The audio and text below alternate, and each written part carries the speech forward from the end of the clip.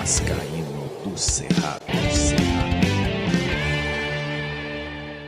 Fala galera vascaína, eu sou o Thiago Fontes, falo direto de Brasília, Distrito Federal, trazendo mais um vídeo para o canal com informações, atualizações sobre tudo que está rolando no Vasco, para você que gosta de assistir aqui o canal Vascaíno do Cerrado. Só vou pedir aquela moral, deixa o joinha, deixa o like, se inscreve no canal, que é importante para ele ser indicado no YouTube.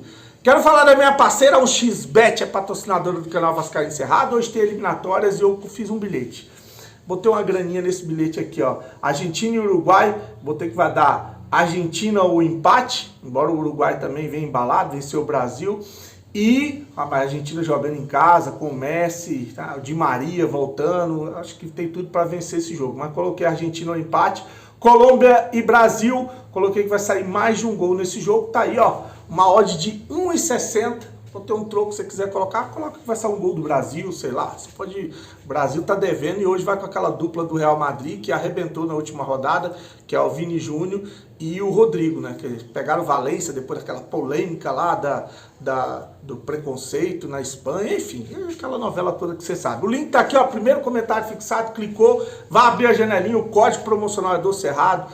Confirma aí, você já me ajudou. Aquele que quiser fazer uma fezinha, o primeiro depósito ou Pix no valor de até R$ 1.200, eles dobram em bônus para você usar no site, na plataforma. O XBet é parceira do canal Vascaíno do Cerrado em 2023. Bom, antes de trazer algumas notícias do Vasco, eu quero só comentar duas notícias que eu trouxe aqui ontem. A primeira é sobre o Orediano, né? Porque o Orediano, eu falei que ele tinha 3 tratamentos possíveis com o departamento médico do Vasco, inclusive um deles era colocar uma tala, uma proteção no dedo que ele fraturou e dava para ele jogar, aí depende muito da vontade do jogador, e ele rejeitou os tratamentos no departamento médico do Vasco, causando um mal-estar dentro do clube entre ele e a direção, e foi procurar um médico na Argentina que indicou o gesso, mandou engessar. Até recebeu uma mensagem de um inscrito aqui que falou: não precisava ter procurado médico da Argentina não, qualquer hospital público no Rio de Janeiro tinha mandado engessar a mão dele aí e resolvido o problema, né? O braço, né? Então tá aí, ele pode nem voltar a jogar mais esse ano numa reta que a gente precisa, uma reta final que a gente precisa. Ele foi o último jogo contra o Cuiabá, mas tá aí o jogador, o custo-benefício mais caro dessa SAF do Vasco. Foi um jogador que a gente investiu uma grana, eles investiram a SAF do Vasco, que a gente tem que comprovar se a 777 botou dinheiro mesmo no Vasco ou se é dinheiro do Vasco. Mas, enfim, investiram 20 milhões em um jogador que pouco jogou, pouco entregou. Tá aí a situação do Orediano, que eu acabei não complementando, e uma outra situação do Marlon Gomes, que eu fiquei pensando depois, que achei curioso. A 777, que é dona do Genoa, segundo o Fabrício Romano, que é um cara que dificilmente erra, está interessada no Marlon Gomes. Aí, é aquele negócio dos churros, né, do Chaves, né? O Chaves vende os churros e o Chaves come os churros. Aí o Vasco, que é da 777, vende o Marlon Gomes para o Genoa da 777. Será que vai vender no valor correto? Será que vai ser uma venda mesmo? E aí, se vender, será que a 777, que é dona do Genoa, vai pagar o Vasco? Porque se a 777 dá calote num monte de time aí, toma transfer ban, imagina ela tendo a obrigação de pagar ela mesma. Olha só a complexidade desse negócio. Agora é aguardar para ver se realmente vai pintar esse negócio aí. Eu acho que eu tinha citado o Peck, tinha citado o Piton, o Marlon Gomes eu não cheguei a falar, mas tem a possibilidade dele também. Acho que vários desses jogadores aí vão receber sondagens e podem ser negociados. Vamos ver que tipo de negócio que vai pintar no Vasco. Bom, a gente está em final do ano, final de temporada, né? O Campeonato Brasileiro acaba em dezembro. O último jogo do Vasco é contra o Bragantino em São Januário, no dia 6 de dezembro. O ano passado, o último foi no dia 6/11. Acho que é porque teve Copa do Mundo, acho que o ano passado foi, acho que 22. Enfim, 6 de dezembro vai ser o último jogo do Vasco. E aí vai ter as férias para os jogadores e começar a sessão especulação, que é muita gente fazendo capa de vários jogadores que o Vasco deve contratar. Aí volta o Campeonato Carioca na segunda semana de janeiro. A gente jogou contra o Madureira, a estreia do Vasco foi contra o Madureira no dia 14/1. Lembra que a gente teve até que jogar quase que 3 vezes, quase no mesmo dia, que foi o Vasco Madureira, e jogou lá nos Estados Unidos contra o time lá não sei se era o Orlando, jogou contra o River Plate, enfim. Então começou dia 14/1 contra o Madureira, foi empate em 0-0. Então o Vasco para no dia 6 de dezembro, tem esse intervalo para as especulações, volta a jogar na segunda semana de janeiro. Por que eu estou falando isso? Porque a FERJ marcou a reunião no dia 27/11 para poder definir o regulamento do Campeonato Carioca. Esse campeonato que é disparado o pior campeonato do Brasil. Quando eu falo isso, tem carioca que fica puto. Fica puto.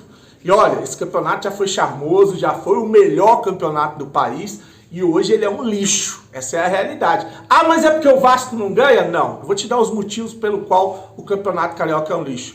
São 3 campeões. O quinto lugar, eu acho que é a coisa mais constrangedora que eu já vi na minha vida com relação à premiação de campeonato de futebol, é essa do Campeonato Carioca, que o quinto lugar comemora levantando taça.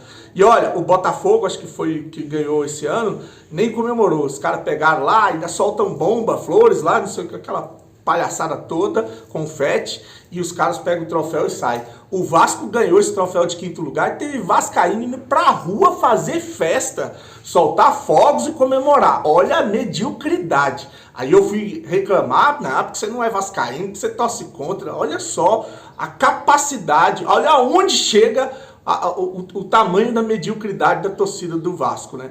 Então, esse campeonato que entrega um troféu para um quinto lugar de uma maneira constrangedora, é uma vergonha o cara levantar um troféu de quinto lugar. Tem uma regra que obriga os times a colocar jogadores titulares em campo. E quem determina quem é titular ou não? A FERJ? Porque você tem um técnico para isso, né? E como é que a FERJ sabe quem é o time titular? Uma punição que não rolou pro Flamengo, que poupou jogadores em vários jogos, o próprio Vasco poupou também, enfim.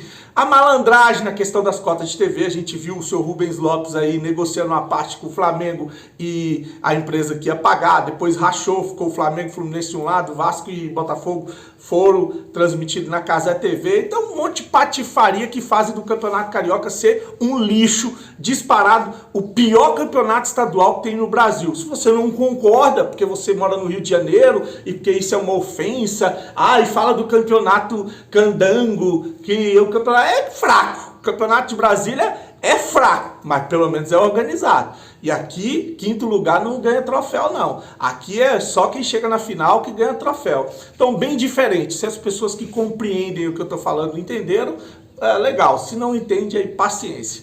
Bom, seguindo aqui, para a galera que curte basquete, o Vasco venceu ontem jogando o time Cerrado Basquete, por 74-71, falo que o meu filho gosta, ele curte basquete, então ele acompanha, eu venho aqui dar a notícia.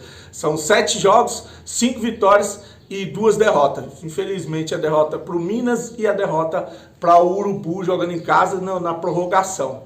Então tá aí. O Vasco começou bem, o Urubu já tem um time há muito tempo, o Vasco voltou agora no basquete, no NBB Brasil. Então tá aí, o Vasco que lidera o campeonato, mas tem vários times aí com menos jogos. O Vasco tem 7, tem times com 5, o Minas, por exemplo, tem 5, quem é o outro? Franca tem 5, o Flamengo tem 5, tem outros que tem 6, então ele lidera momentaneamente, tá aí pra galera que curte o basquetebol. Agora eu vou falar sobre o Verratti. Porque eu vi muita gente falando, e agora, a sacanagem que o STJ tá fazendo com o Vasco, vai denunciar o cara por agressão, e ele vai ser punido, pode pegar de 4 a 12 jogos de suspensão, porque o Verratti foi denunciado no artigo 254, que é a prática de agressão. E cabe essa punição, de 14 a 12. Mas as pessoas têm que entender o seguinte, a mesma coisa que foi, esse mesmo alarde foi com o Medel.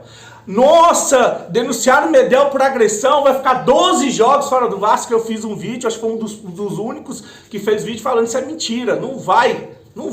E não foi. Ele cumpriu só uma punição que ele já tinha ficado de fora e pronto, voltou, jogou. A mesma coisa vai acontecer com o Verratti, até porque o lance da falta, primeiro foi amarelo, nem foi expulsão direta.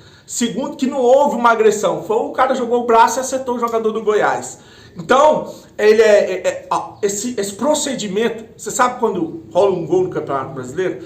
Todo gol é analisado pelo VAR. É a mesma coisa, toda expulsão ela é analisada pelo STJD. Então, quando as pessoas ficarem falando, nossa, pode pegar, não cai nessa historinha furada não, tá? Isso aí vai ser só uma questão de praxe.